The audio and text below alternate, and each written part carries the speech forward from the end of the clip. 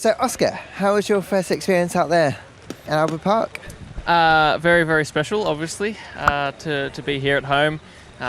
Yeah, nice track. The walls are a bit closer than they look on TV, but no, I feel like it was a good day. P1 went pretty well. P2, first time on an Inter, which was some useful learning as well. So yeah, feels like we're in a pretty decent place, and we'll see how we go tomorrow. I was going to ask you about the Inters. Was it quite important for you to get out there and get some experience on that rubber?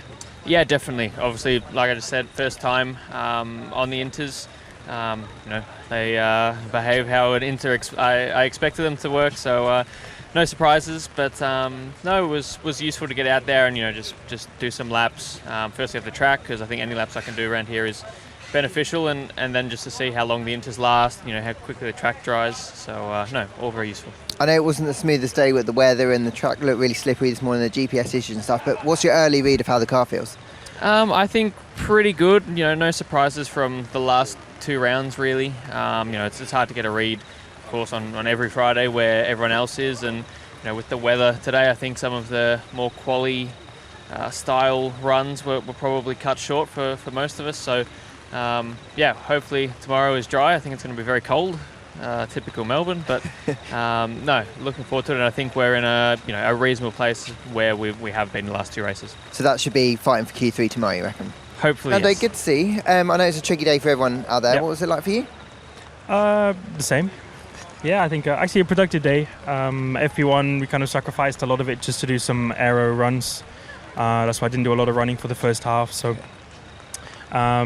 more kind of future work rather than stuff for this weekend. But yeah, apart from that, FP2 was my first proper few runs on the hard tyre, which is a reasonably tricky tyre, but got comfortable quite quickly. So so far so good. Hard to say because we didn't do. Yeah. Well, I didn't do the most amount of running, but from the little I did, I think was good reading, good understanding, and I guess decent feeling for tomorrow.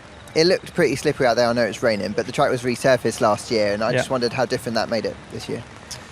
I mean, I didn't drive on the old surface in the rain, but it wasn't too bad. I think the tricky thing here on the street circuits is where the white lines are, the painted lines, because there's so many everywhere. Especially when it's wetter, it makes a much bigger difference than you think.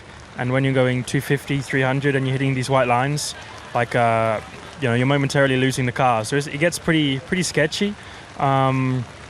I don't know if there's something more that they can do, just they cover them up and put like black paint over, but it's like feels like it's the slipperiest black paint or whatever they put on it. So yeah, apart from that, was good fun. I enjoyed driving in the rain. So yeah, good day. Should be clear for the rest of the weekend. You optimistic about the chances of hopefully getting to Q3 at least tomorrow?